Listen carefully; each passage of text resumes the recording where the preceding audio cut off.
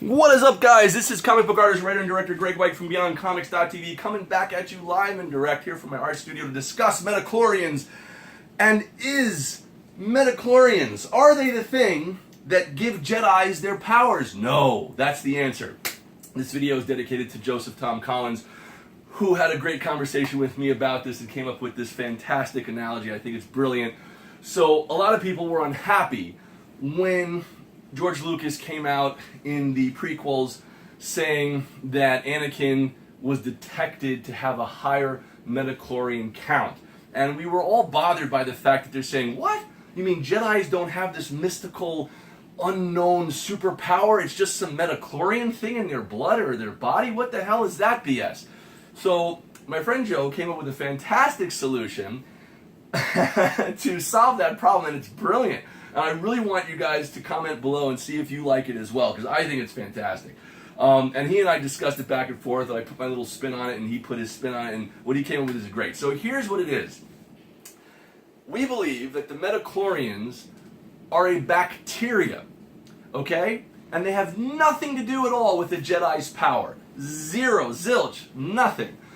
What it does have to do with is that if somebody has that natural spiritual power of the Force, it grows bacteria on it called Metachlorians. Excuse me. So, what is being detected is Metachlorians. And they might think that that's Jedi power, but it's not. It's just a bacteria that grows, just like when somebody has some kind of, a virus or infection and it has bacteria growing on it. It's the same kind of thing. In this case, the Force is a good kind of a bacteria or virus or something like that. It's something, the Force is something within you, and if you have it, then a side effect of that is growing this bacteria called Metachlorians on that Force in your body. So that means that the Force is still pure, it's still the Force, but the only way that they could recognize if somebody has a high Force power is through how many or how much Metachlorians are detected, how much bacteria is detected. And that is a brilliant description. So I thought that was just fantastic when he came up with that, and I discussed it with him. So basically that then holds the purity of the Force being wonderful and pure, and not being Metachlorians, but that being kind of an offshoot of it. Therefore, I'm very excited for you guys to post comments below, by the way, but therefore, that means that the Force power is still pure. It's still spiritual, right? It still has everything that Yoda talked about. Yes, it flows in you, do or do not, there is no try. So I remember sitting in the movie theater. That was like my first memory. I was like 2.5 years old. And when that crawl, boom, da-da-da, and the music plays, and the crawl starts, and the big Star Wars, lettering comes on the screen, I was like, wow, and everybody was cheering. And I was blessed enough to see it in the theater. It played for years in the theater. So, being 2.5 years old, I was just old enough to grasp it. And, my first toy, by the way, I want to show you guys, was the original Land Speeder. This just came out for Force Friday, which I love. I love this thing. This is the new one. Though I wish it had the little pop-up buttons and wheels and stuff like that.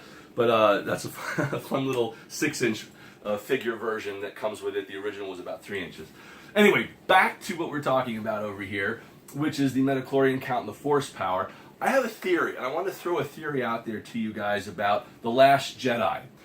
Is it possible, and please post your comments below, make sure to subscribe, is it possible that the Force, and the Jedis are actually evil? And if they are evil, could Luke have thought they were pure and good, and that's why he says the Jedis must die or end? Is it possible that the Jedis, if you think about it, are recruiting little, what were they called, younglings, right? If you remember in the prequels, Anakin was training these little 3, 4, 5-year-old children with lightsabers and trying to make an army out of children.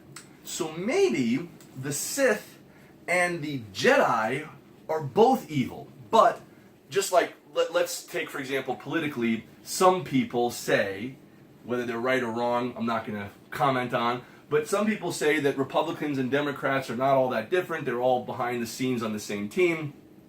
But one is more vocal about restriction and the other hides it better, right? So Republicans might be more openly restrictive with things, and Democrats might be more kind of, hey, we accept everything kind of thing, but they really all don't, or they really all, conspire behind the scenes, just like you've seen videos of Democrats and Republicans constantly partying together, hanging out together, being a part of the clubs together, the secret stuff I'm sure you guys have seen online or whatever. So who knows? I don't know. I'm not going to comment on that, but I will comment on this, which is that if the Sith and the Jedi are both actually using the Force for evil, to manipulate, to lie, right? Because they both manipulate, they both lie, but the Sith obviously is more openly forward about their wanting to rule and take over and destroy, as where the Jedi is a lot more, they conceal it better. They have a whole kind of Republic get together and democratic meetings and all this kind of stuff. But the truth is that, as we saw in the movies, they're recruiting little children into their army, just like a military militia or a cult. So what if Luke Skywalker in The Last Jedi says the Jedi have to end because he discovers that both sides are bad, just one covers it better than the other?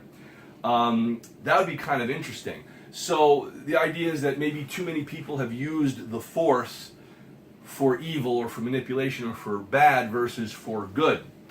And maybe Luke has to struggle with that. So maybe, who knows if he turns to the dark side or if whatever he does, we don't know what's going to happen. But Mark Hamill did say in 5 interviews that he fundamentally disagrees with every single thing they're doing with the character of Luke Skywalker. And that worried the hell out of me, because Mark Hamill is awesome. Okay, I met Mark Hamill a couple of times. He's a wonderful guy, and his knowledge as a comic book fan and as a Star Wars fan is so pure, and his ideas are so similar to us, the fans, in regards to the direction of how they want the characters to move forward. So Mark Hamill actually said things like, why didn't the Wookiee receive a medal at the end of A New Hope? Like, he thought about that, right? He also said he would have loved to see, the character of Luke Skywalker and Han Solo meet or see each other one final time before The Force Awakens ended, and they never got to see each other. Also, why didn't, Princess Leia react to seeing Chewbacca and hug him and cry? Was kind of overlooked. So there's a lot of little details that he really sees eye to eye on with us as the Star Wars fans who love this stuff, like I do and like you do. So it worries me that he doesn't like the direction that they're making his character go in the film. That concerns me. Guys, post your comments below. Make sure to subscribe for updates and tell me your thoughts about this, because it really worries me, because I was furious with The Force Awakens in regards to them knocking off Han Solo and the way that they did it. And I know that Harrison Ford didn't want to play the character for a long time anymore. And I know that he wanted to have the character knocked off. That's his problem. No offense to Harrison Ford. I love Harrison Ford, but that's his problem, okay? We as fans love the character Han Solo. And nobody should have taken it upon themselves to knock off Han Solo except George Lucas, if George Lucas saw fit to do it. Even though I disagree with a lot of the stuff that George Lucas may have done in the prequels or whatever. What he and Kirshner did in those original movies was so pure and beautiful and amazing. And it kills me when a lot of young people start off by seeing The Force Awakens and think that's the coolest movie ever, and don't realize how superb and superior the original trilogy, A New Hope, Empire Strikes Back, and Return of the Jedi, how much better those 3 films are than any of the other films that have ever been made, especially Empire Strikes Back. That is one of the most phenomenal films to this day.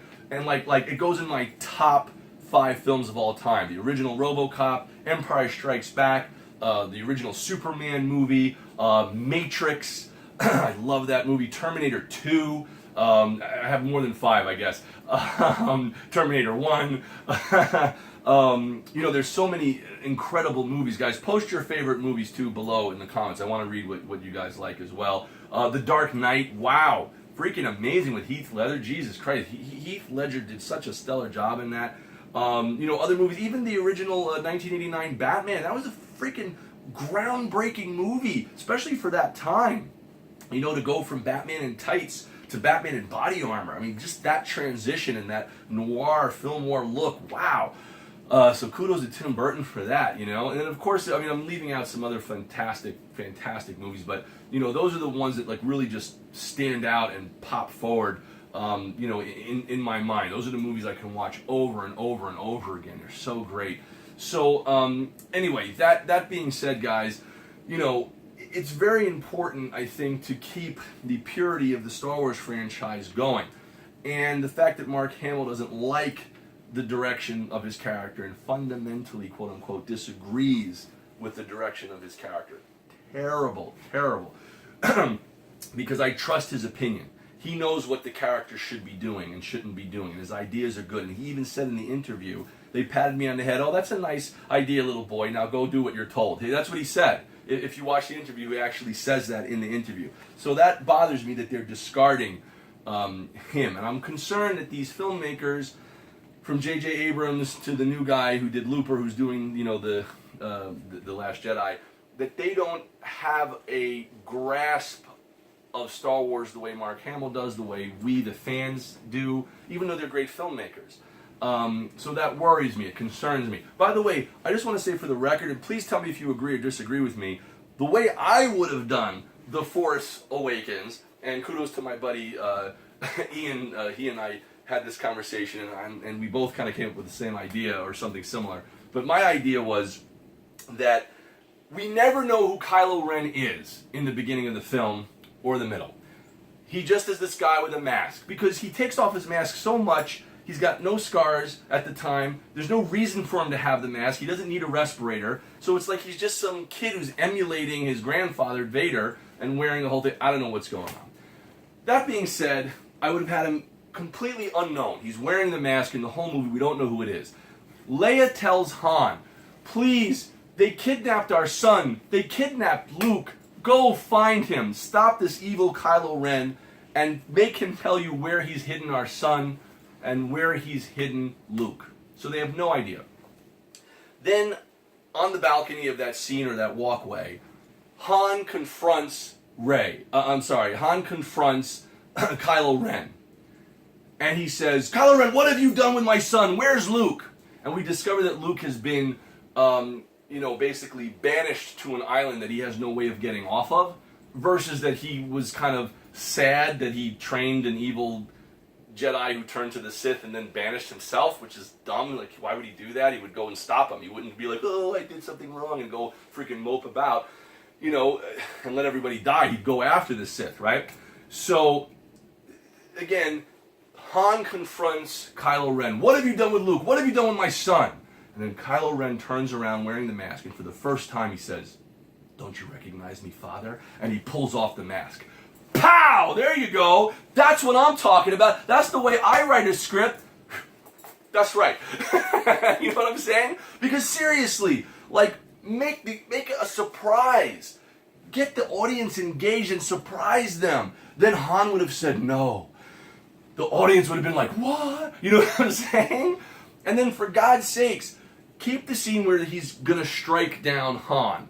But instead of having him fall to his death, don't plunge him right through the heart where you can't fix him. Plunge him maybe like in the stomach. He grips over. He's falling. And then BB-8 uses those string things that he shot out in the film to move around and shoots a string out and grabs Han. Takes him back to a facility where he's being treated and in critical condition, and we don't know if he'll make it. Okay, at least that stays within the tradition of what they did in Empire and things like that, because honestly, Force Awakens was like a template copy of A New Hope. So similar. There's even scenes on YouTube where people do scene comparisons that are identical. So the story is very similar if you can pair them and overlay them together. But that would have been really cool if we had that surprise shock ending. And then at the end, what I'm going to tell you I thought of, and I made a video about this. You can see my video when Force Awakens had come out. I made a video about it. And then later, recently, Mark Hamill even said the same thing that I thought of as well. when Rey is fighting Kylo Ren, and the lightsaber, the New Hope lightsaber, the hilt starts to, shake. It flies into, boom, Rey's hand, and she starts fighting, even though she has, no training whatsoever. She somehow learned how to use the Force in a few minutes, which took Luke like 3 movies, right? So whatever that's about. He's too old to train, So how did she get the power so quickly and so accepting of it so fast? Anyway, the point is that instead of her having the lightsaber, that lightsaber should have flew right by her face. And everyone says, what? And then the camera cuts and boom, it's Luke with the lightsaber. And that should have been the introduction to Luke. We were waiting for it, and it didn't come. And everyone was like, what the fuck? What? You know what I'm saying? So that would have been a great reintroduction of Luke Skywalker with the lightsaber. And had him kind of, flinging the sword and using Force powers and shoving, Kylo Ren back. Maybe even have Kylo Ren do something and knock Luke's robotic hand or do something like that makes it crazy. And then Rey picks up the saber and she goes after after Kylo Ren. That would have been freaking exciting. I feel excited. I want to reshoot the film, guys. I feel excited talking about it. I feel excited. Thinking about if the movie was like that. I would have left the theater fucking cheering. Pardon my language, but I would have been so freaking pumped, right? Do you guys feel that too? Seriously, talking about the Force, do you feel that excitement and that energy if that was the way the scene was done? That, the surprise shock that Luke is there and he grabs his head, boom, he fights it, he gets knocked down, and then Rey picks up the saber and goes after Kylo Ren. Pow! Whew! Would have been the greatest movie. I would have been going crazy. I wanted to go crazy for the movie. I want to love the movie. I wanted to be excited, and I wasn't. I was disappointed. They killed off my favorite character. In the memory of all of our collective consciousness, Han Solo was alive forever. And they killed that. How dare they do that? I was offended. I was offended. As a comic book artist, as a comic book writer, as an independent film director, as a comic book Star Wars fan, I was offended. So, anyway, guys, let me know if you think I'm overreacting. I think it makes a lot of sense to me, but I'm a huge lover of this stuff. I geek out over it. So, please, guys, post your comments below. Make sure to subscribe for updates. Let me know your thoughts about Metachlorians. Let me know your thoughts about how I think The Force Awakens should have gone down. And as they say in comic books, this is Greg White from BeyondComics.tv saying to be continued. Thank you very much. Thank you so much. I'll see you next time.